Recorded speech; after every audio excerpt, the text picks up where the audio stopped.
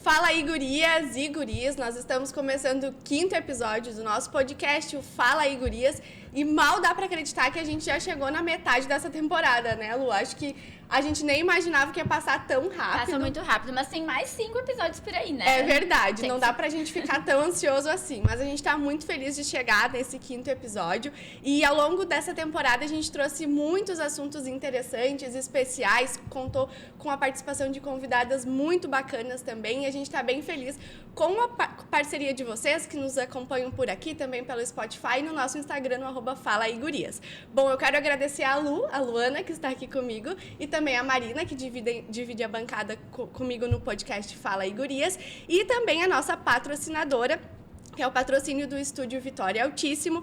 A Vitória Altíssimo e a Viviane Linden são as meninas responsáveis por cuidar de você da cabeça aos pés.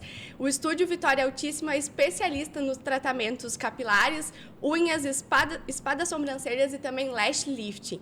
Elas têm como propósito, além do embelezamento das unhas, cuidar da saúde dos seus fios, sejam dos cabelos, das sobrancelhas ou dos seus cílios. As meninas têm mais de 10 anos de experiência e são especialistas na área durante todo esse período.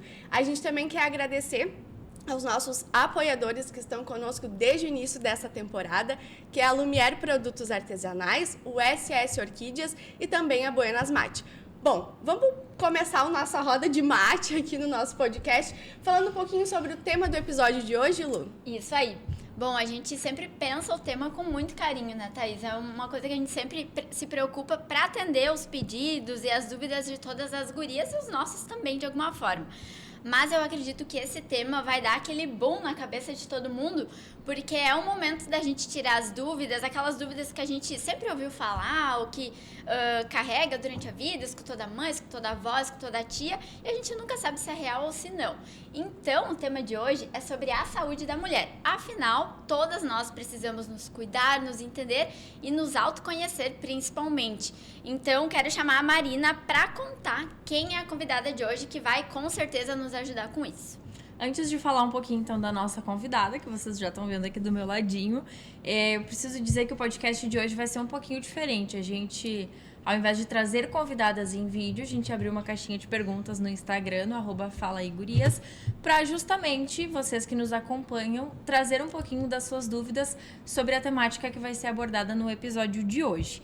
A convidada de hoje é, acima de tudo, uma super parceira das mulheres. Afinal, ela é médica com especialização em ginecologia, entusiasta da ginecologia natural, adora compartilhar dicas e conteúdos da vida real, assim também como dicas e conteúdos da medicina e também da saúde da mulher.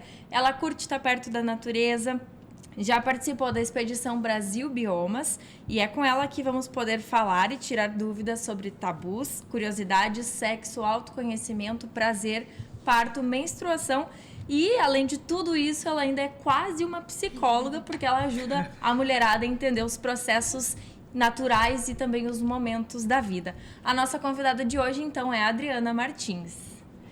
Bom dia, prazer, guria. Seja bem-vinda. Seja bem-vinda, Prazer, Adriana. estou muito feliz de estar aqui com vocês. Estou me sentindo muito recebida e acolhida. Estou muito feliz. Que bom! Adriana, para começar o nosso podcast, a gente quer saber quem é a Adriana e como que surgiu o interesse pela medicina. Nossa Senhora. É longa a história. É difícil a gente se definir, né? Então, eu sou uma pessoa, acima de tudo, que gosta muito de contato na natureza e eu não consigo me entender quanto médica, assim, me definir, colocar numa caixinha, sabe? Então, eu tenho a minha vida profissional e eu tento buscar em cada momento do meu dia, da minha vida, tá muito alinhada com aquilo que ressoa em mim. Então, assim, eu não consigo separar a pessoa da profissional. Então, são duas coisas que caminham muito juntas. Até no meu perfil do Instagram, eu fiquei assim, trago minha vida pessoal, não trago minha vida pessoal, fico só na minha profissional. É sempre uma dúvida, né? Nossa, mas é muito difícil a gente separar uma coisa da outra, né? Porque toda a minha trajetória profissional, ela tá muito elencada junto com a minha vida pessoal.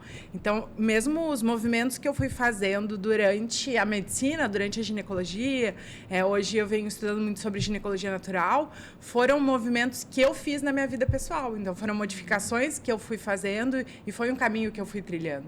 Então, toda essa minha mudança de vida, ela acaba sendo refletida na minha vida profissional. E, para mim, isso é muito prazeroso, assim, de poder estar demonstrando e transparecendo uma coisa que realmente pulsa em mim, que faz sentido para mim. E tu sempre gostou da natureza, tu falou que se identifica muito com isso. Então, sempre foi uma coisa que veio de ti desde a infância, até, inclusive, acho que é importante dizer, se tu é natural aqui de Venâncio, quem Sim. é a tua família também? Então, eu sou natural de Venâncio, desde pequenininha, nasci aqui em Venâncio, nasci no hospital daqui, com o Dr. Hélio, que hoje em dia eu tenho o prazer de ter ele como colega também, a gente já trabalha muito junto, e foi uma honra para mim trabalhar com pessoa que me viu nascer, né? E desde pequena eu gostei sempre de natureza, assim, muito. E com o tempo, aí a gente vai vendo as caixinhas que a gente vai sendo colocada, né? A menina não pode ter perna roxa, a menina não pode estar suja, a menina de saia, como que vai correr, como que vai brincar. E aí, então, eu fui me desconectando um pouco disso. Aí eu fiz o meu cursinho, fiz a minha faculdade, fiz a residência, totalmente desconectada desse meu lado natural. Mas ok, estava ali com outros objetivos e outros focos. E aí, um tempo para cá, eu acho que mais a pandemia que me permitiu essa reconexão, sabe? De conseguir ter prazer em estar na natureza e, além de tudo, de conseguir ter mais esses momentos, né? Então, eu acho que foi na pandemia que eu consegui fazer essa reconexão de novo com esse gostar de estar no mato. Acho que a pandemia trouxe essa mudança, essa transformação. Todo mundo parou para refletir um pouco. Apesar de ter sido um momento muito triste e com muita dor, mas eu acho que todo mundo usou um pouco da pandemia para refletir sobre o que gosta, sobre decisões que queria tomar, né? Então, provavelmente para ti foi isso também. A pandemia meio que forçou isso, né? Porque às vezes a gente não enxerga quando precisa parar para pensar, mas a pandemia acho que meio que assim, ó, não, tu vai parar agora. Ela não nos forçou, interessa, né? A fazer por mais isso. que seja um ponto negativo, assim, né? Não foi um motivo legal de parada, mas foi isso que nos obrigou. Sim. E, Adriana, como que foi a decisão em estar na área de ginecologia? Assim, sempre foi a área que tu quis ou tu mudou ali no meio do caminho? Na verdade, quando eu comecei na medicina, meu primeiro ano eu queria ser neurocirurgia. Nossa, bastante complexo. E aí, no decorrer da faculdade, eu fui tendo experiências e fui conhecendo um outro mundo. Onde tu cursou medicina? Eu fiz a minha faculdade em Rio Grande, lá na Federal de Rio Grande. E aí, quando eu fiz a faculdade lá, apesar de tu vir assim, eu queria neurocirurgia, só que aí tu começa a conhecer um outro mundo de coisas assim, né? E aí, no terceiro ou quarto ano que eu comecei a passar pela obstetrícia, que aí eu conheci a mulher gestante, o trabalho de parto, e aí, para mim, aquilo foi encantador. Ali foi uma paixão à primeira vista. E eu não gostava muito, na época, da ginecologia em si. Já na faculdade, eu achava que eles nos reduziam muito a alguns tratamentos, algumas doenças. Então, eu achei, nossa, isso é tão simples, é tão básico. Não tem graça isso aqui. Mas a obstetrícia me chamava muito a atenção. Então, ali na faculdade, pulsou muito em mim a obstetrícia, e aí eu fui fazendo meu trajeto na ginecologia obstetrícia, que é a residência, mas com muito entusiasmo, mais principalmente pela obstetrícia, né? E o que tu acha que fez os teus olhos brilhar, assim, quando tu chegou nessa especialidade? Porque vocês passam por várias, né, durante a graduação. O que tu acha, assim, que te despertou? Diferente de todas as outras especialidades que eu passei na medicina, é claro que eu tô falando do meu ponto de vista, né? A obstetrícia em mim, quando tu chega ali, tu tem um contato com aquela mulher gestante, é o momento que tu tá acompanhando um dos momentos mais felizes daquela família, né? A mulher tá gestante, então tudo aquilo é uma coisa que está sendo plantada, que está sendo cultivada, que chega e culmina na hora do trabalho de parto, e tu tá participando daquele momento delicioso. E por mais que ela tenha 5 filhos, cada nascimento vai ser um nascimento. Então tu tá compartilhando aquele momento feliz ali junto. E em outras áreas da medicina, a gente não tem esse contato assim. Tem áreas mais difíceis, que vão trabalhar com mais dores, com mais sofrimentos. Então, acho que foi poder fazer essa escolha de, nossa, todo dia eu vou estar acompanhando um momento especial na vida de alguém. É aquele vínculo bom, né? eu vejo, assim, pela médica da minha mãe. Aí tu chega no consultório, ela tá cheia de fotinhos, assim, de criança. Eu acho que isso é muito especial, né? Tu ser lembrada por ser esse porto seguro naquela hora, assim, a vida toda, né? Ninguém esquece disso. E eu, assim, nem sei da visão da mulher, né? Eu sei da minha visão ali. Tu acompanhar esse movimento, assim, e o parto, principalmente, que eu sou apaixonada pelo parto em si, tu vê aquela travessia, sabe? Tu sai da mulher para aquela leoa, que é a maternidade, tu tá acompanhando essa transformação ali, essa virada de chave, nossa. E que também é uma transformação natural, né? Do corpo Com e do certeza. ser mulher. É. E a gente quer saber o porquê tu escolheu a ginecologia natural e o que isso significa. Então, a gente vai mais fundinho. Como eu falei para vocês, quando eu estava na faculdade, eu via a ginecologia como uma coisa assim, sabe? Isso não faz sentido para mim. Pela forma com que eu tive o contato com ela a primeira vez. Mas aí a obstetrícia me levou para todo esse caminho. E agora faz um caminho de uns 2, 3 anos que eu tive o contato com a ginecologia natural em si. E aí, para mim, foi a cereja que faltava no bolo. Tudo aquilo que não fazia sentido para mim na faculdade, do jeito que era abordada a doença, o jeito que era feito o tratamento, com a ginecologia natural isso começou a fazer mais sentido. Porque a gente vê na ginecologia natural a pessoa como um ser total. Como a gente vê a integridade daquele ser. Então, não só o físico, a gente vê o emocional também, a gente vai ver o social em que ele está inserido, a gente vai ver tudo que está circundando aquele ser que pode estar causando doença ou que pode estar causando saúde. Então, a gente não reduz ele a uma cândida ou uma coceira, ou não sei, qualquer coisa assim que seja só físico. Na verdade, a gente vê aquilo como uma pontinha do iceberg. E, para mim, isso faz muito mais sentido, né? Da gente conseguir entender um todo e tudo que está por trás para te definir ou, na verdade, para te ajudar a entender o que está acontecendo na tua vida. E aí, essa parte da ginecologia natural, para mim, fez total sentido de não é só assim, não é só uma receitinha de bolo para todo mundo. Às vezes, a mesma doença, o mesmo sintoma está dizendo uma série de questões diferentes para cada um. Ou, às vezes, em uma paciente, né, o sintoma dá de uma maneira, em determinada paciente que tem a mesma coisa, o sintoma é totalmente diferente, né? Com certeza. E essa questão do emocional é bem interessante, né, Adriana? Porque a gente vem falando muito, assim, eu acho, sobre saúde mental, sobre como isso transforma também a vida. E às vezes a gente não pensa que a saúde mental, que a gente pensa que é só aqui na cabeça, né? Mas ela pode afetar o corpo todo, né? Então, como é importante ter esse olhar Com muito certeza. atento. O social, o meio em que a mulher está inserido, né? Tudo isso é extremamente importante para entender ela como um todo, né? E aí, agora tô falando, eu lembrei. Lá em Rio Grande, no 2º ano de medicina, a gente tem uma cadeira que é semiologia, que é que tu vai aprender como entrevistar o paciente, vai aprender os sintomas e o raciocínio clínico, principalmente, né? A pessoa que tem, sei lá, ela teve tontura. Quais são as principais hipóteses diagnósticas que eu penso? Então, a gente aprende isso, assim. E lá em Rio Grande é uma das cadeiras mais difíceis. Então, faz uma triagem, assim, muita gente roda e reprova naquela cadeira. E quando eu estava passando lá naquela faculdade e nessa cadeira específica, eu estava estudando as causas. Então, tu vai estudando, o que é causa de AVC? O que é causa disso? E aí, quase tudo, na maioria das patologias, tinha somático. Que é o que a gente estava falando da questão do emocional e da mente comandando. E eu ficava assim, somático. Não sabe o que? Põe somático no meio que vai justificar tudo. Resolve.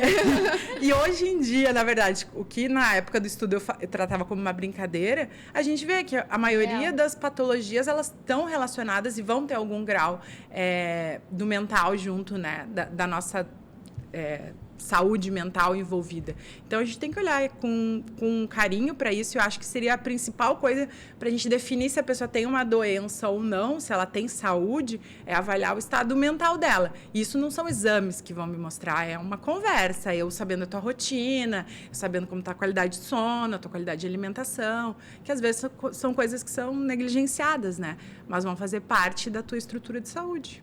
A gente falou sobre o olhar. E é tão importante a mulher também se olhar, né? Se conhecer o próprio corpo, além, claro, de ter esse contato com o médico. Por que tu acha que ainda é tão difícil para a mulher ela conseguir olhar para si e se entender, se conhecer, até mesmo se tocar, porque ainda é uma coisa que a gente percebe que até na roda de conversa com as amigas... É um tabu, né? Ninguém fala sobre. Tem uma certa restrição. Ah, não, como Fica que eu tipo vou... climão, sabe? Daí alguém fala, não, mas eu faço... daí todo mundo fica se olhando. Por que tu acha que ainda é assim? Eu acho que isso vai por tabu, total, assim, tabu. E é isso, a gente vai chegar na nossa educação e na sociedade que a gente vive e na forma com que ela está estruturada e condicionada, né? A gente vive numa sociedade patriarcal e a gente tem que lembrar disso o tempo inteiro. Ou seja, uma sociedade feita de homens para homens. Por muito tempo foi assim. A mulher entrou no mercado de trabalho, a gente começou a ter uma autonomia financeira. É uma coisa recente, a gente está caminhando nessa história ainda. E aí a gente tem que entender, com esse pensamento, tudo que elenca isso. Então, os assuntos sobre sexualidade da mulher, isso eram coisas que não eram faladas e hoje em dia começam a ser faladas, mas a gente ainda enfrenta a questão do tabu, né? Então, são assuntos que eles estão começando a pulsar, só que a gente ainda tem uma mentalidade muito condicionada, patriarcal, desse mundo girando ao redor do pensamento masculino, eu diria assim, né? Então, a gente falar sobre sexualidade da mulher, que a mulher tem prazer, que a mulher se excita, que a mulher se toca, que a gente tem um órgão no nosso corpo que é só para nos dar prazer, que foi descoberto faz pouco tempo. Entende? É muita coisa assim, meu Deus. É muita coisa. Então, tá tudo muito construído junto e, ao mesmo tempo, tudo vai se desconstruindo junto também. Então, quando a gente começa a fazer, olha, um podcast só de mulheres para falar de assuntos femininos, nossa, ajuda, entendeu? Né, contribui para quebrar um pouco Com esse certeza. tabu. E a Com gente fica muito feliz, Com né, certeza. por ajudar. E, Adriana, na verdade, assim, o que é conhecer o nosso corpo? De que forma a gente faz isso? Para a mulher que está nos escutando, assim, ela deve estar se perguntando, né? O que é conhecer o meu corpo? Será que é só eu me olhar no espelho e ver o que reflete? Como que eu posso conhecer mais o meu corpo? Primeiro, uma coisa que eu gosto de lembrar muito as pessoas, as mulheres que eu atendo, e é uma coisa, um lembrete diário para mim, para chegar nesse corpo, seja a doença ou a saúde, a gente teve que percorrer um caminho. E então, a gente não adianta só chegar no teu sintoma. Se tu ficar preso no teu corpo, o que eu tô sentindo, qual é o desconforto, onde que eu tô com dor, o que tá me incomodando, às vezes a gente já percorreu um caminho antes e não se deu conta disso. Então, a primeira coisa seria a gente observar os nossos pensamentos e o que eles estão nos mostrando. Então, antes de chegar no físico, vai partir para o nosso mental, que é essa questão da saúde mental. O que teus pensamentos e a tua forma de agir no mundo está te mostrando? Sejam pensamentos autodestrutivos, sejam questões relacionadas à autoestima, não sei. Mas a questão da gente conseguir observar os nossos pensamentos vai dizer muito sobre a tua atuação no mundo e sobre a forma que tu está gerindo essa tua manifestação no mundo também. Aí é a primeira parte. Conseguindo observar esses meus pensamentos mentais e diários, que a gente está o tempo inteiro pensando, a gente já consegue triar um monte dos nossos desconfortos, sejam eles físicos ou não. E aí, nesse movimento de autoconhecimento, que eu gosto de dizer que é uma questão de muito autoconhecimento, tu saber o teu padrão de funcionamento mental, tu consegue entender o funcionamento do teu corpo também. Por exemplo, vamos pegar uma coisa comum. Eu tenho muita cólica e tenho um fluxo menstrual muito grande quando vem a minha menstruação. Mas eu já percebi que naqueles ciclos que eu tenho coisas que me desafiam mais, um ciclo que foi mais difícil, que eu tive mais demandas, que eu não consegui me respeitar tanto, a minha cólica vai ser maior e o meu fluxo vai ser maior. Então, eu tive que prestar atenção no sintoma físico, mas para ele entender melhor eu tive que ir atrás da minha forma de funcionamento e de pensamento também, né? Então, isso é questão de autoconhecimento total, né? Então, para a gente se conhecer física, a gente precisa se conhecer a nossa parte mental de funcionamento e, às vezes, a gente pode extrapolar um pouco mais ainda, porque a minha forma de pensamento e de agir no mundo, ela vai ser condicionada pelo meu pequeno universo, e o meu pequeno universo é aquela família que eu cresci, né? Então, aí a gente vai ainda... A bolha, a famosa bolha. Daí a gente vai indo que, na verdade, tu vê que não é só físico, que tem mental e que tem muito da tua forma de pensamento no mundo que vai ser de acordo com a tua família também, né? Então, aí a gente vai conseguindo se entender melhor. E eu acho isso importantíssimo em qualquer movimento, assim, seja para a gente transformar a nossa vida, para promover saúde ou para a gente curar alguma doença. Então, é importante a gente ter todo esse entendimento. E é isso que a ginecologia natural ela vai promovendo, sabe? Porque, às vezes, as pessoas acham, não, é só tratar com plantinhas. Não. Não é isso. É muito mais. Foi natural, todo mundo pensou nas Mas no passado, assim, falar sobre o corpo da mulher, sobre sexo, prazer, era algo proibido e pejorativo também, né? O que tu acha que contribuiu para que isso fosse aos poucos mudando? Ai, com Ainda certeza. acontece, né? Eu acho que a entrada da mulher no mercado de trabalho. Tipo assim, a mulher antes só ficava em casa do lar, a maioria das famílias era só sustentada pelos homens, né? Então, teve uma mudança ali a partir da Segunda Guerra Mundial, que teve muita morte de homens e a mulher começou a ser inserida no mercado de trabalho. Junto com isso, começou a ter um aumento da independência financeira da mulher também. E isso nos permitiu fazer faculdade, chegar em postos que antes não E tinham. a conquista de outros direitos também, né? Com Como, certeza. por exemplo, o voto que a gente falava. Com certeza. É Aqui, importante. E além desses direitos, quando tu pensa assim, tem mulheres chegando em postos que antes elas não ocupavam, né? Por exemplo, vamos pegar a medicina. A ginecologia, o nome ginecologia veio para fazer o estudo do corpo da mulher.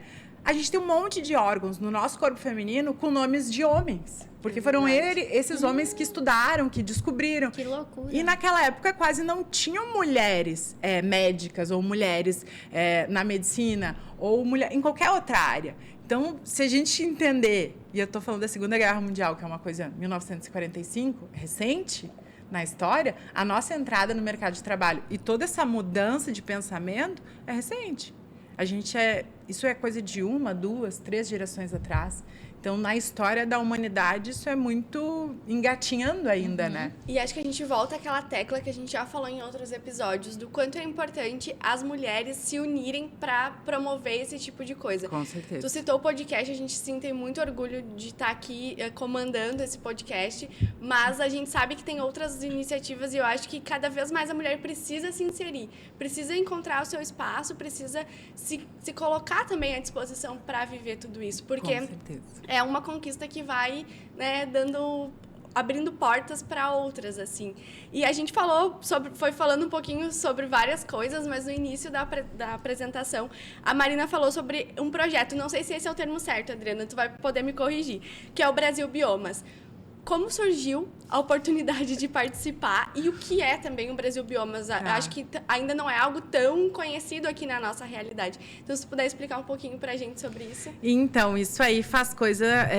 É parte das coisas meio que inexplicáveis, assim, que o universo me trouxe. Destino.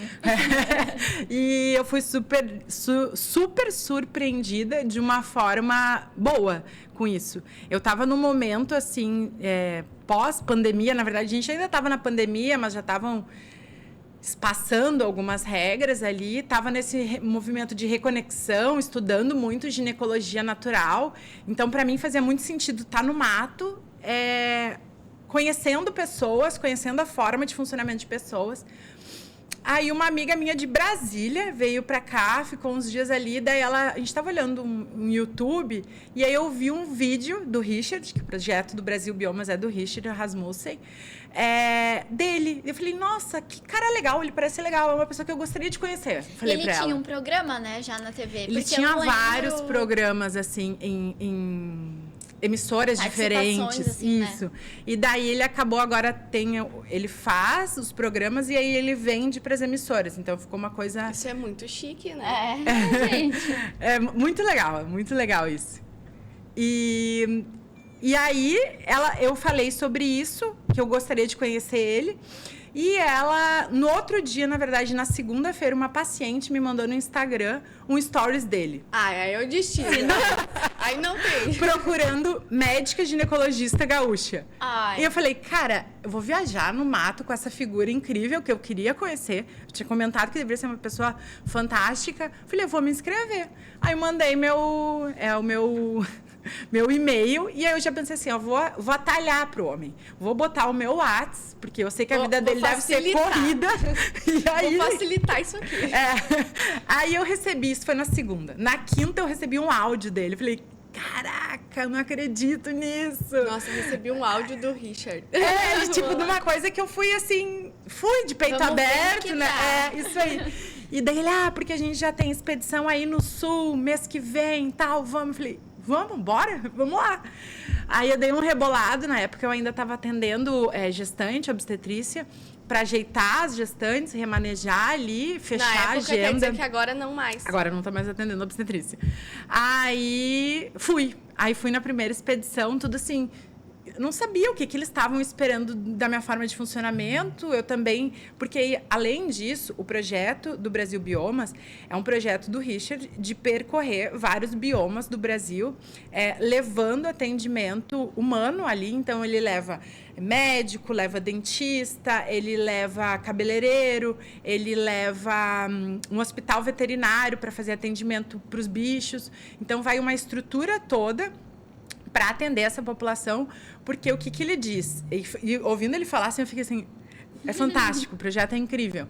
Que ele já foi muito nos lugares e ganhou muito, assim, de promover, mas ao mesmo tempo ganhando de uma forma financeira. Então, ele queria promover uma ajuda naquilo que essas pessoas necessitam. Retribuir. Retribuir. A palavra é essa, retribuir. E aí, ele viu isso nessa forma.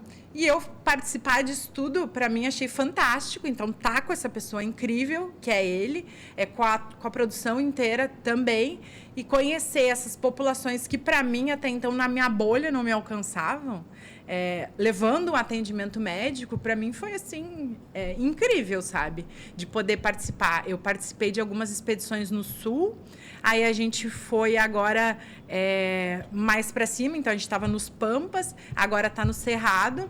E no Cerrado eu participei em uma que saiu, a outra acabou não tendo por complicações ali. E aí agora a gente está esperando as próximas. E eu estou muito feliz de poder participar dessa forma inusitada, né? Porque quando as pessoas me perguntam como chegou, eu falei, nem eu sei. Só foi. Mas incrível. E, inclusive, uma das perguntas que a gente recebeu na nossa caixinha, né, que a Marina explicou que a gente tem algumas participações de dúvidas de meninas que nos seguem, enfim, no Instagram. E uma das dúvidas foi justamente sobre esse projeto, esse programa. E ela queria saber como que é a realidade dessas mulheres que vocês encontram nesses diferentes biomas, né, do que tu participou. Tu vê que elas têm esse cuidado com elas mesmas, como que é a conexão delas com elas mesmas, assim, se é comparado conosco, semelhante ou uma realidade totalmente diferente? São realidades totalmente diferentes. Então, assim, para mim isso foi muito fantástico para eu sair da minha bolha. Então, meu atendimento aqui na cidade, seja no consultório, no hospital, em os outros locais que eu trabalho, é um público. E aí, por exemplo, quando a gente foi, a primeira expedição que eu fui, a gente foi para uma comunidade de pescadores. Então, é totalmente diferente. Elas trabalham na água, elas têm água o tempo inteiro. Como é que eu vou dizer para uma mulher que trabalha na água o tempo inteiro, que está com uma cândida, dizer que tu tem que cuidar com a umidade? Então, tipo assim, tem que tentar entender o funcionamento de vida dela para mim conseguir ajudar ela. Não adianta eu dizer, não, fica afastado do seu trabalho, se é aquilo que traz o ganho financeiro dela. Então, tem que tentar entender aquela realidade. Isso foi um exemplo. Aí, a gente foi numa aldeia indígena. Eu não tive nenhum atendimento médico lá. Nenhum atendimento médico. Eu tava louca, porque eu queria ir conhecer a pajé, e queria saber das ervas. Eu queria aprender o que eles usavam de erva. Imagina beber direto da fonte. Não, eu queria aprender. Então, eu fui, na verdade, com o intuito de aprender ali. Aí, cheguei lá, não tinha nenhum atendimento. Eu falei, nossa, que triste. Eu vim pra cá, me trouxeram pra cá e não tem nem atendimento. Aí eu fui conversar com a pajé. Ela falou assim, não, aqui as coisas não são assim. Eles têm um posto de saúde ali e eles vão, mas eles não têm esse hábito, como a gente, de ir por qualquer coisa. Primeiro eles tentam com as ervas, com os chás deles. Não deu, eles vão recorrer para a pajé. E a pajé vai definir o que vai ter a procura médica ou não. Nossa, é uma realidade muito diferente. Muito diferente, assim. E esse episódio específico dessa expedição que a gente fez na aldeia indígena Guarani, que foi aqui no Sul, foi muito potente e de uma forma que me abriu os olhos para tudo que eu já estava vendo, mas de uma forma muito explícita de tudo que acontece por trás da doença no corpo físico, sabe? E ali eu consegui experienciar com eles um pouquinho, né? Porque foi uma passagem muito rápida ali. E aí isso só vai me mostrando e me fortalecendo. Olha, realmente é muito maior do que tu pensa, realmente E aí a gente vai conhecendo. Então, a ginecologia natural, inclusive, ela se aproxima desses povos originários, que têm essas tradições originárias, esse conhecimento que dá para se dizer popular, mas não é um conhecimento popular, é um conhecimento que vai sendo replicado de uma tradição passada de uma forma oral, né? E eles têm muito conhecimento, e ele vai olhar a ginecologia natural para esse conhecimento, mas sem se apropriar, mas, na verdade, numa forma de continuar promovendo isso. Então, levar para outras mulheres isso. E ali na aldeia do povo Guarani foi isso, assim, para mim, me mostrar totalmente isso.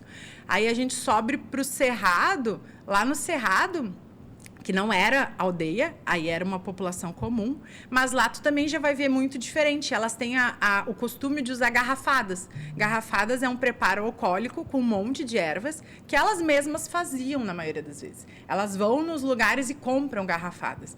Quando eu cheguei lá, eu falei, como assim garrafada? Eu sabia o que era, mas aqui, onde a gente mora, tu ir num lugar e tu comprar uma garrafada... Eu não conheço. Não, eu também não. Na verdade, esse termo é novo pra mim. Delas, não, porque eu usei a garrafada para limpeza do útero, eu usei garrafada para isso. E eu, nossa, que fantástico. Então, elas já tinham uma certa autonomia e conhecimento do corpo delas, assim, que aqui a gente não tem. E aí eu fico pensando nessa questão cultural também e histórica, né? Porque onde a gente conseguiu ter ou respeitar mais os povos originários, esse conhecimento foi repassado. Aqui no Sul, foi muito... falando de uma parte histórica, que não dá pra gente negar, que foi... Morreram muitos índios, foram escravizados muitos índios, então foi um conhecimento que foi perdido, Foi, né? na verdade, um cenário de guerra, né? A gente não conseguiu manter essa tradição. Então, que muita neles coisa é se tão perdeu, forte, né? Com certeza. De conhecimento mesmo, assim. E aí tu vê que o Brasil é um país tão grande e a gente tem tantas plantas desconhecidas. Vamos pegar a Amazônia, por exemplo. Tem tantas plantas desconhecidas, não catalogadas, que podem ser medicina, e esses povos detentores desse saber, eles têm que ser valorizados, né? Então, eu posso repassar isso, mas eu também não posso me apropriar dessa informação. E essa ginecologia natural, ela vem para isso, Com assim. esse propósito. E não vem inovando, não é inovando nada. É tá pegando uma coisa que já existe, que já é conhecida, que já é testada, e vem trazer para... eu acho que muito para disseminar isso, sabe? Não dá para cair num comércio também, para a gente ficar mercantilizando isso, mas para tornar acessível para todas as pessoas uma saúde. De uma forma mais barata, talvez. E como que tu concilia o projeto com os teus atendimentos na clínica, no hospital, enfim? Essa parte é difícil. Eu imagino. Mais difícil. Porque, assim, o pessoal, eles tocam muitos projetos juntos. Então, o Brasil Biomas é uma parte de toda a área de atuação deles.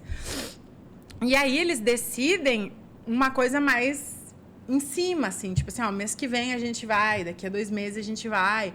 Então, para quem trabalha com agenda, como eu, 2 meses é apertado, sabe? Tu tem que remanejar paciente, remanejar consulta, ajeitar o consultório, organizar a parte financeira. Então, precisa de um jogo de cintura ali. Mas colocando na balança de tudo que eu consegui aprender, acessar e conhecer, para mim é muito potente participar desse projeto, assim, sempre que for possível, né? E o que tu acha, assim, que o projeto te mudou enquanto pessoa e enquanto profissional? As duas coisas me mudou muito, assim. De eu sair da minha bolha, principalmente de eu conhecer outras pessoas, que eu fui com uma ideia assim, eu vou elevar saúde e fazer um trabalho de uma forma comunitária. Fui com esse intuito. Então, quando eu cheguei na aldeia indígena e ninguém precisou do meu atendimento, eu falei, que triste, o que eu tô fazendo aqui, sabe? E aí que eu comecei a ver o quanto que era possível eu aprender ali naqueles locais que eu estava visitando. Seja com o Richard, por exemplo, porque ele é biólogo, então ele tem um conhecimento grande, sejam com as próprias populações que a gente está atendendo, e seja simplesmente tu te abrir para o novo, né? Para o desconhecido, para sair da tua bolha, do teu conhecido ali, daquela tua zona de conforto. Então, todos os minutos ali da expedição, para mim, é como se fossem anos, assim, de oportunidade de crescimento, sabe? E aí eu não consigo te definir se eu cresci mais como pessoa, como profissional, mas com certeza todo esse movimento foi necessário para mim conseguir fortalecer onde eu tô agora. E eu acho que isso é o mais legal, quando a gente não consegue definir exatamente tudo que mudou, mas a gente sabe que mudou muita coisa. Eu fiquei curiosa e agora quero te fazer uma pergunta bem de curiosa mesmo. Tu comentou que não tá mais trabalhando com a parte de obstetrícia, mas foi o que te despertou lá atrás, quando tu começou a graduação, pelo que tu falou aqui. Como que foi essa decisão e até por que tu tomou essa decisão? Acho que talvez as tuas pacientes tenham também estranhado um pouco isso. Com certeza. Para mim foi uma decisão muito difícil de tomar. Eu vim num movimento assim, vamos dizer, nadando contra a maré, sabe? Tipo assim, toda a ideia de obstetrícia para mim que eu tinha, que fazia sentido para mim de forma de atuar no mundo, ficava muito difícil de atuar, principalmente aqui no Sul. Então era como se eu estivesse brigando contra um sistema inteiro. Aí eu cheguei num ponto pessoal que eu falei assim, ok, ou eu vou e migro para um lugar em que eu possa ter essa obstetrícia que faça sentido para mim, eu posso me adequar. Claro que existem um universo de possibilidades, mas foi o que me passou na cabeça. Ou eu me adequo a esse sistema, ou eu saio desse sistema e eu tento buscar uma outra forma que faça sentido de atuar para mim. E aí, nesse sentido da obstetrícia, para mim não fazia sentido mudar, né?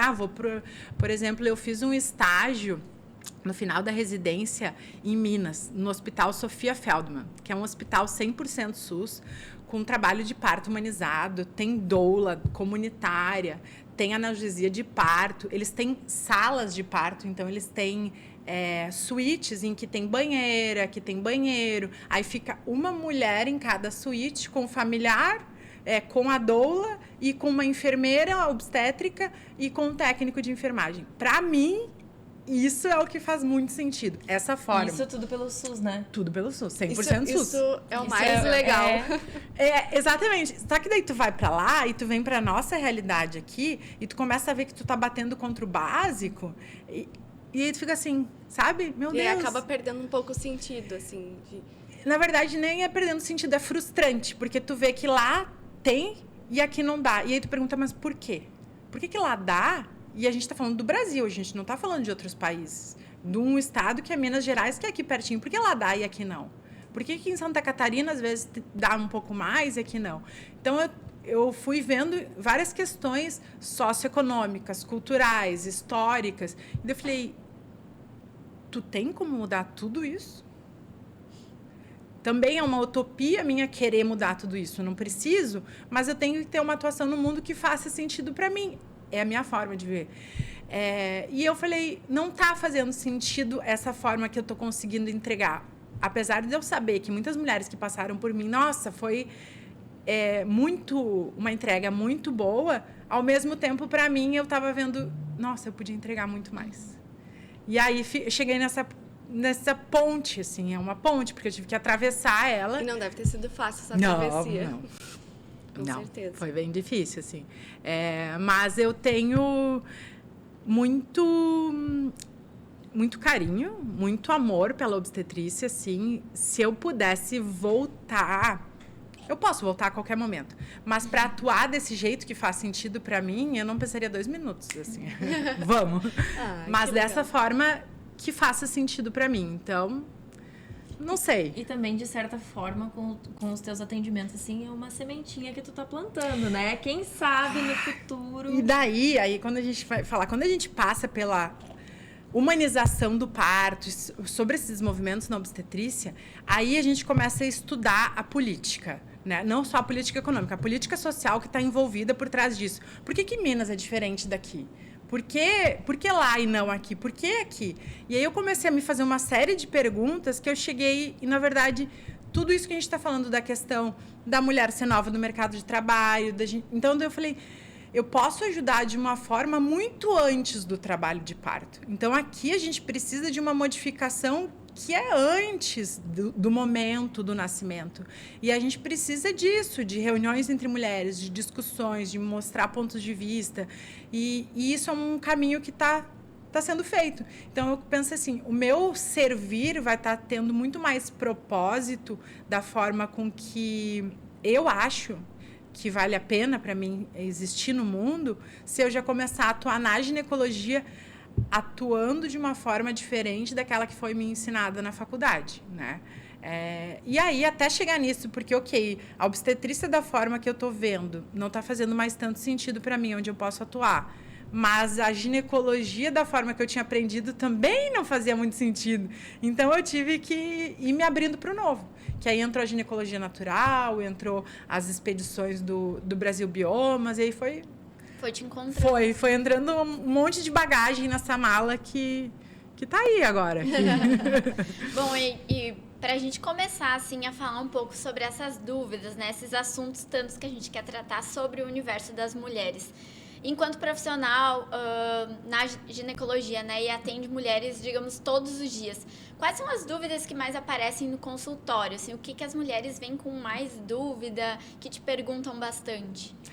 Eu acho que, sem dúvida, uma coisa que varia... A gente pode falar, porque é muito amplo falar de mulher, né? Então, a gente está falando, sei lá, de meninas de 15 anos a mulheres que estão na menopausa, no climatério, de 50 a 60 anos. E Isso deve ser louco. Desculpa te interromper, mas deve ser muito louco E pensar... São muitos processos, Atender né? desde a adolescente até a mulher... deve ser complexo. Eu fico imaginando. É muito assim. A gente está falando ali, por exemplo, da primeira menstruação, da adolescência, de como a guria vai lidar com a menstruação, esconder o absorvente, cuidar para não manchar na roupa. Então, de uma coisa que a gente já passou, mas quem está passando pela primeira vez aquilo meu Deus, né? E quem está passando lá na menopausa, que eu também considero uma grande travessia, a gente está lidando com uma série de tabus e medos e inseguranças de coisas que foram construídas. Então, é muito diferente. São realidades muito diferentes. Mas que, ao mesmo tempo, se a gente for ver que a gente está inserida no mesmo sistema, são dores muito comuns também. Então, a gente se entende nessas dores. E eu acho que a dor comum que eu vejo em várias etapas etárias diferentes é relacionada à sexualidade. Mulheres que entendem ou se entendem como não tendo desejo sexual e como se isso fosse comum, entendeu? Eu não tenho vontade de transar, eu não tenho desejo sexual, eu não tenho lubrificação, e é assim mesmo, pra mim nem precisava ter sexo. E vai deixando, eu não gosto. não vai procurando por quê. Isso eu tô falando de gurias de 17, 18 anos e tô falando de senhoras de 60 anos. Então, isso pra mim é muito assim, como assim? Né? Não, a gente tem que olhar pra isso. Eu não tenho desejo sexual. O quê? Por quê? Tá usando alguma medicação? Tu tem alguns padrões de pensamento? Tu tem tabus? Tem crenças populares que estão financiando tudo isso aí? Mas a gente está falando... Quando a gente está falando de saúde sexual, a gente está falando de saúde. Então, o fato de não ter desejo sexual, ter alguma questão da sexualidade que não está bem resolvido para ti, a gente tem que olhar. Eu não tenho saúde se eu não tenho saúde sexual também. E claro que a gente não pode botar isso numa caixinha, num padrão. O que é saúde sexual? Ter 3 relações por semana. Não tem um padrão disso. Mas tu tem que estar satisfeita com essa tua parte também. Porque a gente também engloba a sexualidade na nossa existência. E eu acho que isso é uma questão muito comum que aparece. Pode falar? Pode falar. Como a mulher pode aprender mais, assim, sobre a sexualidade? Primeiro, eu acho que eu vou sempre voltar nas nossas formas de pensamento, né? Tu tem que entender a tua forma de pensamento, porque isso vai dizer sobre as tuas crenças e sobre como tu te entende no mundo. Por exemplo, se eu cresci numa família que me repreendia sobre eu sentar de perna aberta, sobre eu não me tocar, sobre eu não me conhecer, sobre pegar um espelho e ver a vulva, meu Deus, que horror! E eu acho que é o mais comum, né, Gente, Adriana? é isso, né? Sim. Sempre foi. Sim, é o mais comum. Mas a gente tem que entender que a gente teve essa criação, ok? A gente está falando aqui... Nós 4, por exemplo, tivemos uma criação muito... Fecha as pernas, mulher não senta assim, não toca aí, tira a mão daí, é feio mexer aí. Isso faz parte das crenças que tu tem sobre sexualidade. Então, eu chegar para uma mulher que não tem desejo sexual e dizer assim, qual a frequência que tu se masturba, a maioria delas vai fazer assim, meu Deus...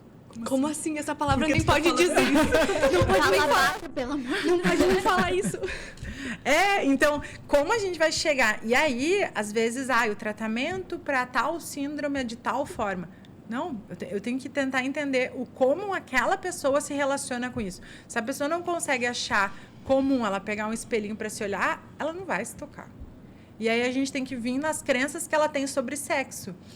Aí, por exemplo, muitas mulheres ouvem, e aí a gente tem que entender que a gente capta muitas coisas de uma forma inconsciente. Por exemplo, lá na infância, as mães dizendo que elas transavam só para agradar o marido, porque elas não tinham prazer, sexo para elas não era necessário, não precisava existir.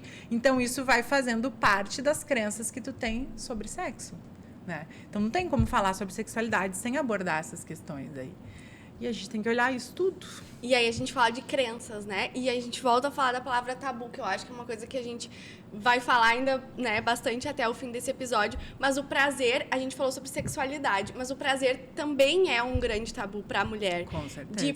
A gente vê assim que existe o homem falar sobre isso é muito comum e passa até batido. Mas quando a mulher vai falar de novo, por exemplo, falar em masturbar, isso gera um certo pânico e até assim uma coisa... pudor, eu acho que seria, né? O que a gente tem que fazer para mudar isso, assim, na tua opinião? Tanto da sexualidade que tu falou sobre isso, dessas crenças, é esse o principal, assim, como desconstruir tudo isso? E até que tem que entender que é normal proporcionar esse prazer, não depender de outra pessoa para proporcionar. E uma das perguntas também da caixinha, né, do nosso Instagram, foi sobre isso, sobre o prazer feminino e como esse autoconhecimento é benéfico. Então, esse prazer, acho que não pode depender de outros, né?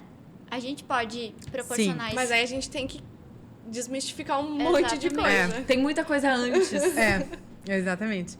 É uma questão, assim, eu digo que é um mergulho profundo, interno, para a gente entender quais são os teus sistemas de crenças que constroem esse teu funcionamento mental, para te entender, por exemplo, por que tu não consegue relaxar na hora do sexo, não consegue se permitir. Tem gente assim, eu quando eu tô transando, eu sinto que aquilo é errado, que aquilo é feio, que tem que terminar logo. Ou às vezes sente dor também. E aí, quando a gente está falando de dor na relação, a gente tem que entender que muitas dessas crenças que a gente está falando já se materializaram no físico. Vaginismo, que é exatamente isso, é a dor na penetração, na hora da relação sexual, que é uma coisa comum. A gente vai fazer um tratamento multidisciplinar, com fisioterapia, com psicólogo, justamente para a gente entender que chegou no físico, mas existe uma série de questões antes a serem avaliadas que estão patrocinando aquele sintoma físico. E para a mulher entender isso, dar essa virada de chave, a gente precisa conversar muito em consulta. A gente precisa explicar muito isso para ela. A gente precisa ter uma troca de ir lá na infância, entender como foi a infância, como foi a primeira relação, como era abordado o assunto sexualidade em casa. E aí eu volto a dizer, a gente está entre mulheres, sentadas, conversando e mostrando as nossas dores, as nossas incertezas, as nossas inseguranças. E vendo que isso é comum, não é assim mesmo. Eu passei por isso também, a gente está desconstruindo isso. Tu não tá sozinha. Dá uma força, eu acho. Assim, vamos lá, vamos juntas. É difícil, mas estamos aí para se apoiar, sabe? E eu acho que esses encontros entre mulheres ajudam e facilitam muito isso. Que bom. Antes a gente falou sobre a primeira menstruação, até tu comentou sobre as pacientes adolescentes e todos nós passamos por isso e a gente sabe como esse início é difícil. Mas também é muito importante conhecer sobre o ciclo menstrual. A gente vem falando, mas isso é o básico, toda mulher passa por isso. Qual que é a importância, Adriana, de a gente conhecer isso? Por que é tão importante conhecer o nosso ciclo menstrual? Isso é o indispensável. Eu diria que seria o básico, que deveria ser ensinado nos colégios, sim, mas de uma forma muito mais profunda. Não sei hoje em dia como que está a educação do ensino médio em relação a isso, mas eu posso falar da época que eu passei, que não era muito abordado, claro, com muito tabu. Era separado os guris das meninas para a gente falar esses assuntos de mulheres, mas a gente não conseguia ter a percepção muito mais profunda do ciclo menstrual. O ciclo menstrual, ele é uma coisa que acontece numa mulher saudável todos os meses. Então, se a gente nega ele, a gente está negando de alguma forma o nosso próprio ser, a nossa própria existência. E se a gente consegue entender, e quando eu falo assim, não é que eu tenho que entender e deixar o ciclo menstrual me mandar, mas eu posso olhar para ele e entender que ele está me dando pequenos sinais da minha saúde, ou que não está bem, ou coisas que eu tenho que regular. E quando a gente muda esse olhar com o ciclo menstrual, de não entender só a parte fisiológica, mas entender todo o meu funcionamento a partir do ciclo menstrual, eu consigo fazer as pazes quase com essa questão de ser mulher. Porque como a gente tem questões muito profundas com a nossa menstruação, de quase que odiar a menstruação, porque né? aí tem cólica, tem aqueles dias da Tem algumas TPM. coisas chatas. Né? Então, a gente já fica assim, ser mulher é um saco, né? Vem a menstruação, ser mulher é um saco. De novo isso. São crenças que a gente vai carregando e que a gente vai replicando e que outras mulheres que estão vindo estão ouvindo. Então, são crenças que vão passar desde a adolescente até lá e a gente está lidando da mesma forma, só que a gente está definindo isso. Hoje em dia, se a gente for falar em física quântica, por exemplo, a gente vai falar do pensamento, por isso que eu brigo tanto com o pensamento e falo tanto sobre o pensamento, que a nossa forma de pensamento pode gerar desordens nas nossas células e na nossa produção hormonal. Então, se eu fico repetindo isso, eu estou convencendo o meu organismo de uma forma de que é ruim, de que é dolorido, que é sofrido, que é ruim. Então, a gente tem que mudar tudo isso. E claro que eu tô com 35 anos, eu passei 35 anos da minha vida sustentando essas crenças, não é em um dia que eu vou mudar, né? E aí, quando a gente vai falando, vai se analisando, vai se conhecendo, vai vendo formas diferentes de lidar com o ciclo menstrual, de lidar principalmente com a menstruação, e tu chegar num ponto e ver que menstruar não precisa ser ruim, que menstruar não precisa ser doloroso, que menstruar não precisa ser difícil, é uma virada de chave, assim, gigantesca. Eu acho que hoje em dia, todas as mulheres, quando a gente começa a falar sobre autoconhecimento, sobre fazer as pazes com o nosso corpo mulher, a gente precisa passar pelo ciclo menstrual. E entender ele, entender como ele nos afeta, entender as nossas fases diferentes, nossa forma de funcionamento diferente. E, claro, aí eu posso sentar aqui, eu vou te dar uma aula sobre o que a medicina me diz nas 4 fases. Eu gosto de separar em 4 fases, por exemplo. A fase menstrual, a pré-ovulatória, a ovulatória e a pré-menstrual. Eu acho que assim é mais didático, não é essa forma que a gente vai classificar na nossa faculdade ou na residência, por exemplo. Mas para a mulher ter essa compreensão é mais didático de entender. Então eu gosto de dizer que são 4 mulheres diferentes no decorrer do mês. E essas 4 mulheres vão ter vontades diferentes, seja em relação a sexo, seja em disposição para a vida, seja em querer conversar, seja não querer conversar, seja sobre apetite, sobre exercício físico. Então, a gente muda muito no decorrer do mês. E essa questão de eu tenho que ser linear, eu tenho que ser produtiva, isso é uma questão mais do funcionamento biológico masculino. Daí a gente vai voltar naquela questão toda de que é novo, a gente está entrando no mercado de trabalho. Até então, o mercado de trabalho era voltado para os homens, para aquela questão, não tinha ciclo menstrual no jogo, então eles têm um funcionamento hormonal mais linear, diferente da mulher. Então, até essas formas de atuar no mercado de trabalho, de atuar no mundo, elas vão sendo revistas. Mas a partir do momento que a mulher vai se apropriando desse conhecimento do corpo dela, né? É incrível como a gente tem tantas A gente é coisas, foda, né? É completa, né? Mas como é bom a gente se olhar. Com certeza. E se olhar assim em conjunto, Em né? conjunto, muito melhor. E o ciclo menstrual também vai ao encontro do período fértil, né? A mulher também tem que identificar, eu acho que saber sobre isso, né? Identificar o seu período fértil, até para tomar alguns cuidados ou não sei como que Com tem certeza. essa relação. Também é uma relação muito ligada ao ciclo menstrual, né? Que nem tu disse, do período da ovulação seria o período fértil. Fértil. Quando a gente fala em ciclo menstrual, eu não estou só falando dessa fase menstrual, né? A menstruação é a coisa que eu consigo visualizar de uma forma muito fácil durante todo o meu ciclo menstrual. Mas eu vou considerar ciclo menstrual do primeiro dia da minha menstruação ao dia que antecede a minha próxima menstruação. Então, tudo isso é o meu ciclo menstrual. E é ali que a gente vai ter essas 4 fases que eu estava comentando com vocês. E no meio disso vai ter o ovulatório, que é esse período fértil. E aí, quando a gente fala isso, eu comecei a rir já, porque a gente vai ver as crenças que a gente patrocina. A mulher chega na adolescência, né? Começou a vida sexual. Meu Deus, eu preciso usar anticoncepcional. Agora. Senão eu vou engravidar. Ela não conhece o período fértil dela, ela não conhece o ciclo dela, ela não conhece como o corpo funciona, mas ela tá desesperada que se ela não usar anticoncepcional, ela vai engravidar. Eu passei por isso. Eu também. Então, tipo assim, eu vou ter que usar Todas anticoncepcional. Estamos todas unidas, juntas aqui. E a gente tem que desmistificar isso. Porque se a gente for pensar, um ciclo fisiológico que não tá doente, um ciclo saudável, um ciclo menstrual ele vai variar entre 21 a 35 dias. Uma média de 28 dias. Então, eu vou menstruar mais ou menos uma vez por mês.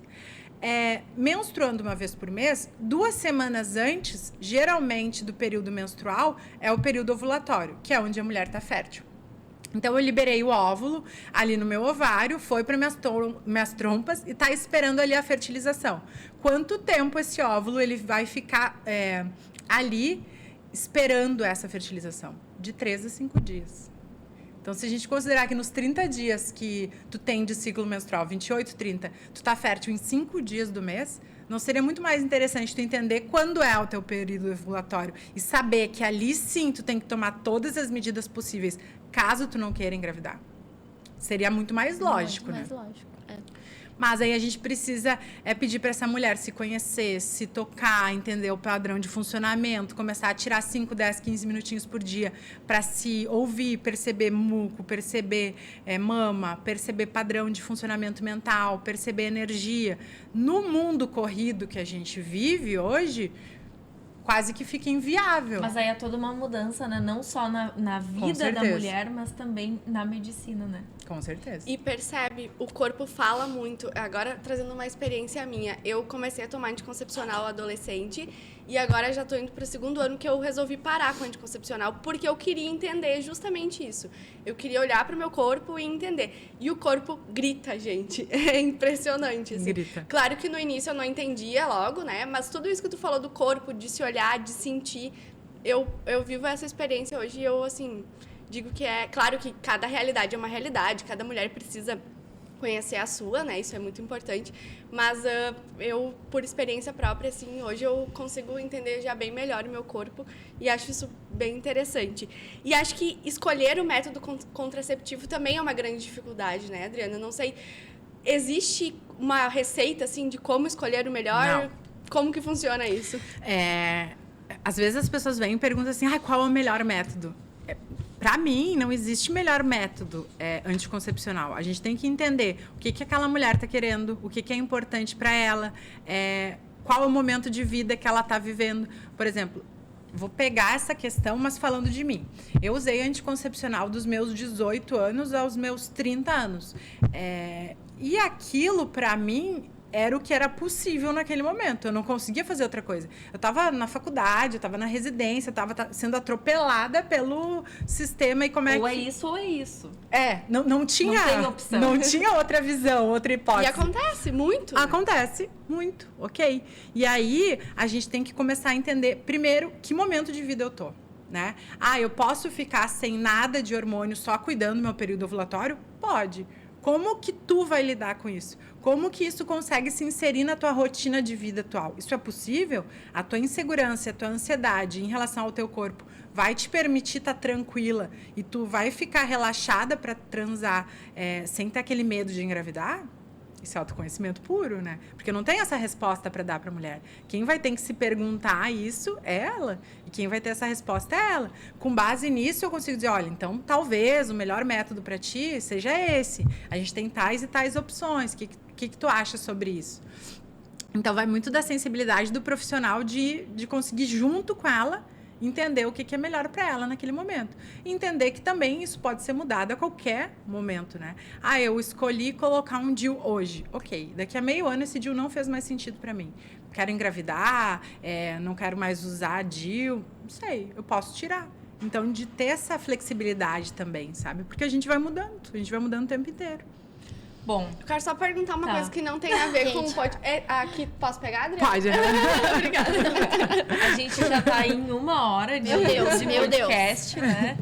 E a gente agora resolveu dar uma inovada nesse episódio, justamente porque a gente não tem as participações em vídeo, né?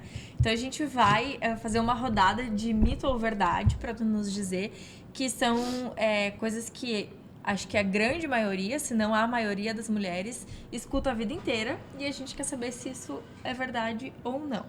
É verdade que o sabonete íntimo faz mal? É verdade, tá? Quando a gente tá... Eu posso me prolongar nas explicações ou não? Pode.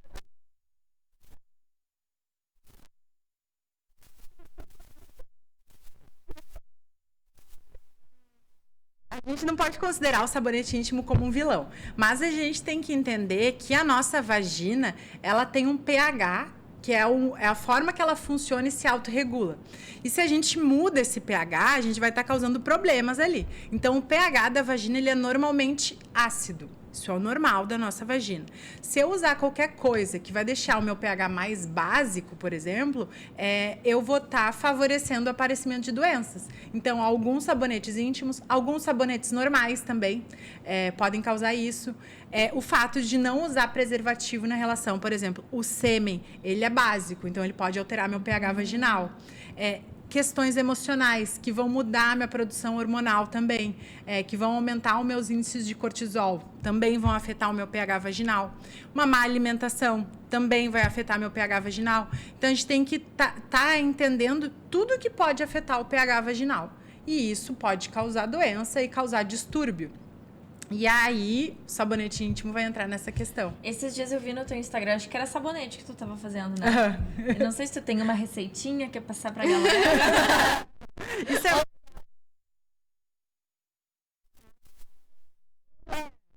Isso aí é uma coisa assim, não tenho nenhum problema, tô saudável, água, gente. A nossa vagina, ela é autolimpante, ela se regula, então a gente não precisa mais que água, além disso. Ela vai ter odores, sim, assim como todo o nosso corpo tem odor. Agora, quando tá um cheiro anormal, diferente, então vou procurar um atendimento, ver se realmente é uma doença. Mas, às vezes, a gente pode ter odores na nossa vagina e que está muito relacionado com a nossa alimentação também. Por exemplo, não sei se vocês já perceberam, comi muito alho. Vou suar, vou transpirar, eu tô com cheiro de alho, né? Isso é uma coisa mais perceptível. Sim. Mas a minha vagina também.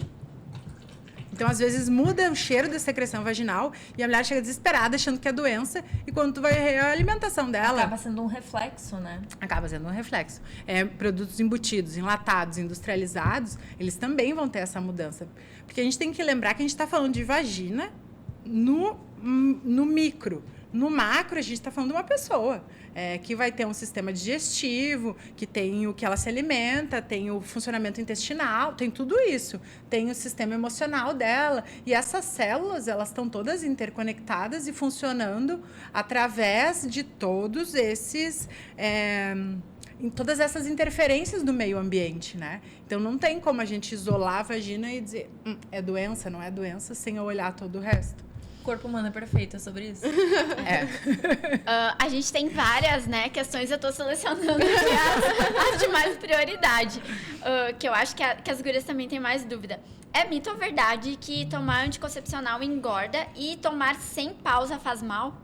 Então, em relação a essa questão do anticoncepcional sobre engordar, o que a gente tem de literatura, e aí eu vou fazer um apêndice aqui sobre literatura, porque a gente tem que entender que o caminho que a gente está falando ainda é muito recente, então tem muita coisa que não vai ter literatura ou artigo científico comprovando isso. Então, a gente também tem que dar uma filtrada.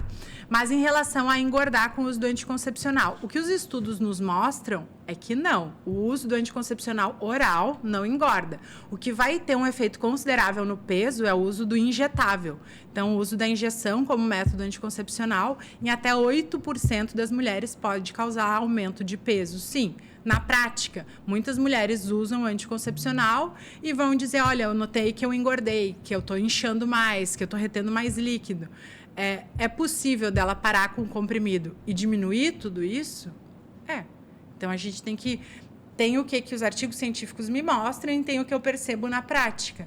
E daí, para mim dizer assim, é totalmente mentira isso, não, tá? Eu te falei o que o artigo científico fala e o que eu percebo na prática. E aí, tinha mais alguma... Se não pausar faz mal. Em relação a isso, a gente não tem artigo científico mostrando que não pausar o anticoncepcional faz mal.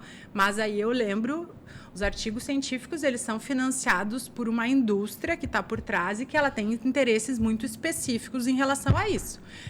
Porque ela ganha e lucra muito em relação a isso. E em relação à mulher, quando a gente está falando sobre anticoncepcional, ela é uma pessoa, então a gente gera muito dinheiro para essa indústria. Então a gente tem que pensar e refletir muito sobre as nossas formas de atuação no mundo em relação ao anticoncepcional, principalmente. Ainda nessa onda do mito ou verdade, perder a virgindade dói e a menina vai sangrar na primeira relação sexual.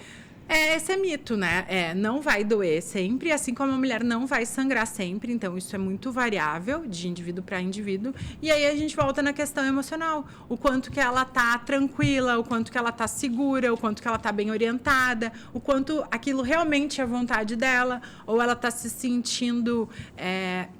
que aquilo seja alguma imposição de alguma forma muito inconsciente, tá com um parceiro que tá forçando, sei lá, todas as minhas amigas já transaram, menos eu. Então a gente precisa observar tudo que tá envolvido nisso. Mas eu digo que a relação sexual, no geral, em todas as fases da vida da mulher, não é para doer. Não é para ser ruim. Tem que ser uma coisa prazerosa, tem que ser uma coisa boa. Se não tá bom, se tá ruim, se tá... Para e vamos rever o que está acontecendo. E para a primeira relação também, isso não é diferente. Usar calça apertada prejudica a saúde íntima e ficar de perna cruzada também é mito ou verdade? Então, aí o que a gente vai pensar?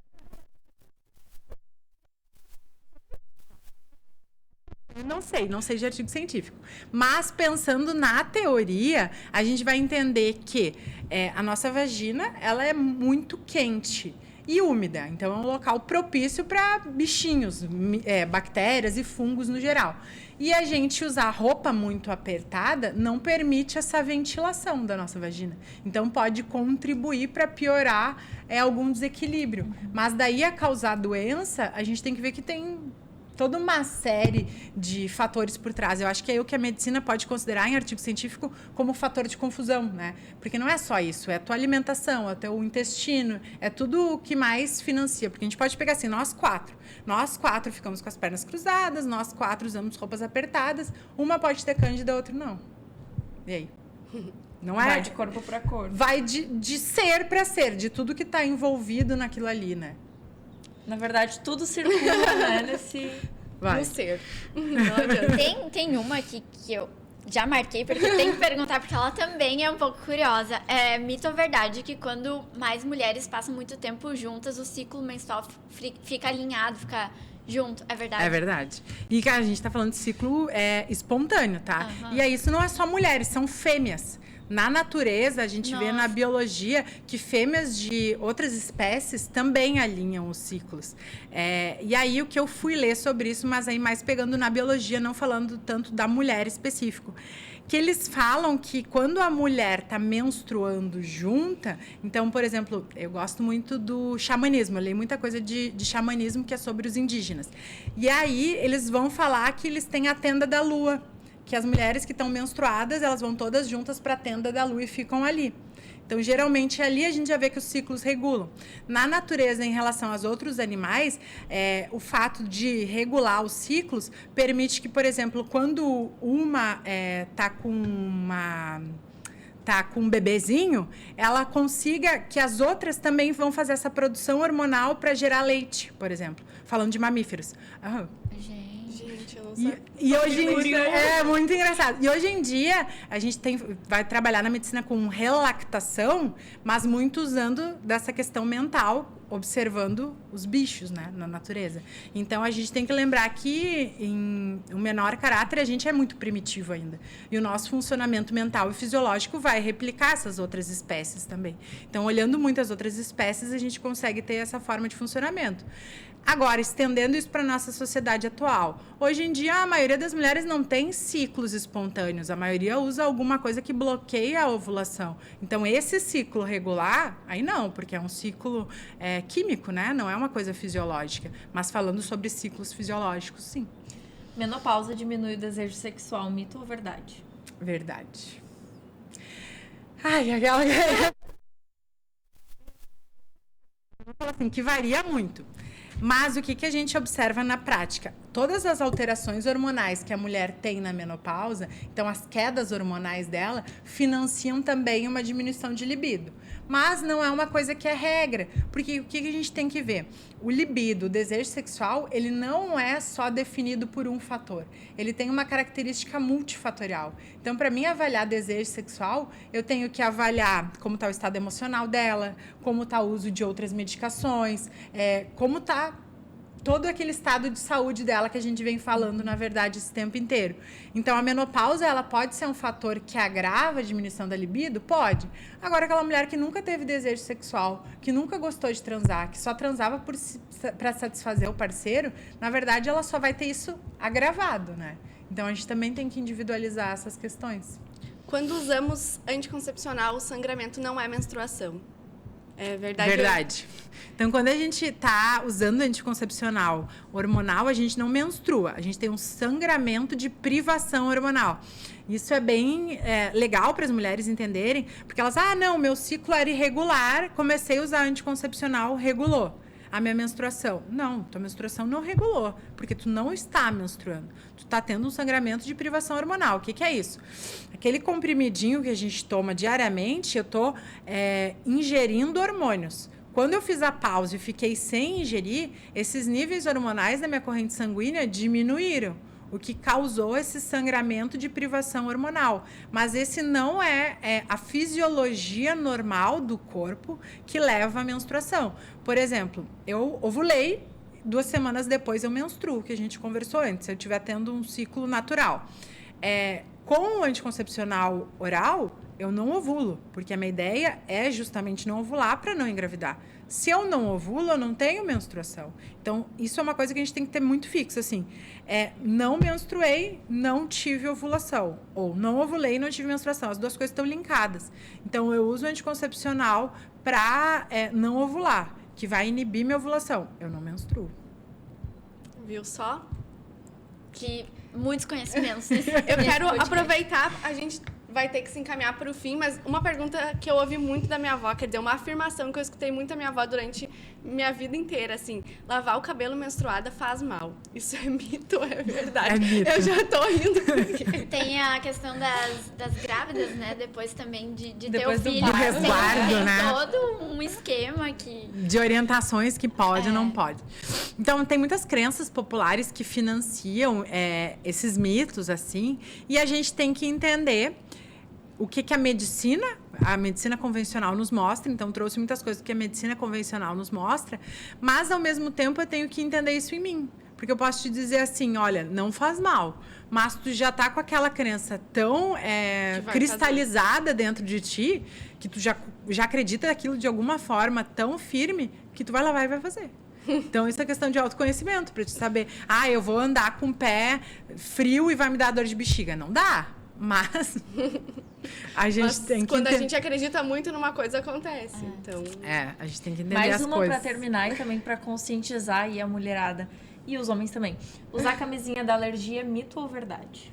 Não dá alergia. Algumas pessoas podem ter alergia ao látex do preservativo. Então, a gente tem preservativos de látex e tem de outros produtos. Sim, aí sim, quando a gente, eu uso preservativo e me irrita, me incomoda. Ok, então tu tem alergia ao látex. A gente pode usar preservativos de outra composição. Outras opções. Então não tem outras. desculpa, né? É nesse ponto que eu queria chegar. Exatamente. Chega ali. Eu tenho alergia ao látex. A gente usa a borracha em quase muitas coisas, né? Vou dar um exemplo na minha rotina diária. Eu uso luva para fazer o exame de toque. Então, se ela tem alergia ao preservativo, ela vai ter alergia à luva também. É um cuidado que eu tenho que tomar. Mas, na grande maioria das vezes, não procede essa alergia. Então, a gente tem que ficar atento aos golpes. Bom, infelizmente, para encerrar, né, gurias, a gente já tá aí com 1h17 minutos Podia ficar de podcast. o dia todo. Assunto tem, né?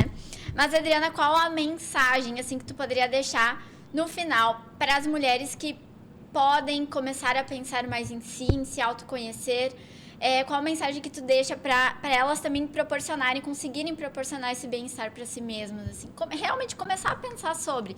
Eu espero que esse episódio tenha sido, assim, uma chavezinha também a ser virada para quem está nos ouvindo, nos assistindo. Eu acho que um passo muito básico, muito inicial e muito fácil para todas as mulheres começa a tirar 10 minutos. 10 minutos. Eu tô te pedindo das tuas 24 horas, 10 minutos por dia para te sentar, tu contigo mesma, sem filho, sem marido, sem demanda de trabalho, sem demanda de casa, e se entender e se sentir.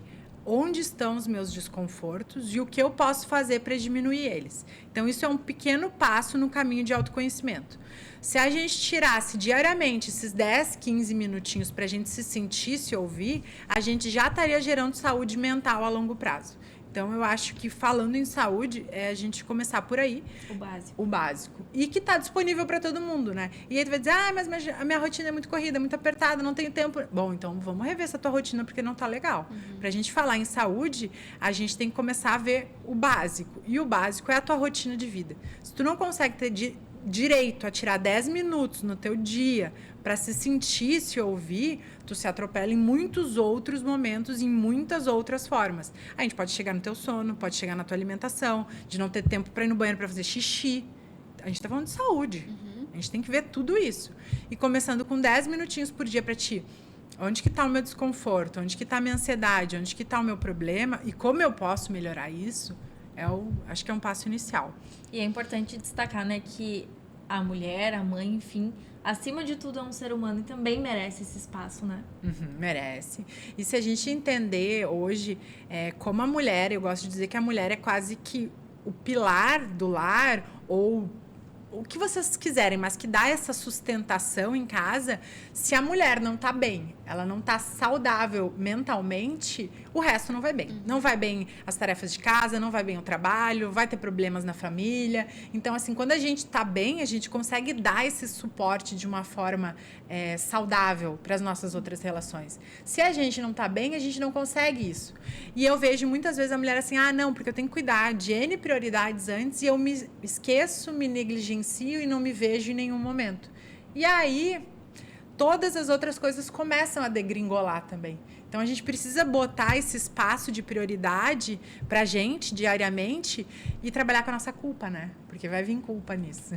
Com certeza, como a sempre. A gente precisa ser a nossa prioridade. É sobre isso. De forma muito rápida, Adriana, 2 palavrinhas assim que eu acho que é importante a gente falar, porque a gente tá falando de descobertas. Clitóris e libido. Uma definição bem rápida para essas 2 coisas. Clitóris eu considero o órgão do prazer. Então, é um fenômeno. Quem não conheceu as mulheres, pega o espelhinho e conhece e se descobre, considerando todas as suas limitações. Então, inclusive, assim, vou pegar um espelho e não me sentir confortável com isso. Ok, observe os teus pensamentos e o padrão de pensamento que vai vindo em relação a isso, para a gente se autoconhecer mesmo. E libido, eu acho que a questão que define é um caráter multifatorial. Hoje em dia, a gente vê muita mulher com problema na sexualidade ou com diminuição do desejo sexual, mas elas estão exaustíssimas, elas estão sobrecarregadas. Elas dão conta da casa, elas dão conta do trabalho, elas dão conta do marido, dão conta dos filhos e de toda a exigência mental que isso precisa, e elas não têm energia para transar. Então, a gente precisa voltar para o teu nível de saúde, e aí sim, tu tendo um nível de saúde adequado, tu vai conseguir ter uma atividade sexual que te satisfaça também. E ter energia para isso. Com certeza. Olha, eu tô muito feliz. Aulão, né? Aulão hoje. Adriana, muito obrigada pela tua presença aqui. A gente, não esqueci dessa vez, só pra deixar registrado. A gente, como forma de te agradecer, quer te entregar um mimo também. Ai, muito obrigada. Muito obrigada. Da Lumiar Produtos Artesanais. Um mimo também pra ajudar a relaxar, né? Toda a parte dos 10 minutinhos aí. E a gente quer agradecer muito a tua participação. Com certeza a gente falou sobre vários assuntos, mas acho que foi muito importante pra gente refletir de novo sobre esse momento com a gente, de se autoconhecer. Então, muito obrigada pela tua presença aqui com a gente no estúdio. Foi um prazer. Prazer estar aqui com vocês e parabéns pelo programa. Eu acho que a gente precisa cada vez mais isso, mulheres se encontrando, se reunindo e conversando sobre isso. E eu adorei estar aqui. Que bom, a gente também. Quero também agradecer as minhas parceiras de bancada, a Luana e a Marina, a todas as gurias que mandaram perguntas na caixinha Bem do Instagram importante também. essa participação. No Fala aí Gurias, foi bem importante a participação de todas. Agradecer ao Renan, que está aqui com a gente na equipe técnica, também ao nosso patrocínio do estúdio da Vitória Altíssimo. A Vitória Altíssimo e a Viviane Linden, elas são as meninas responsáveis por cuidar de você da cabeça aos pés, então é só conhecer o espaço delas, fazerem contato.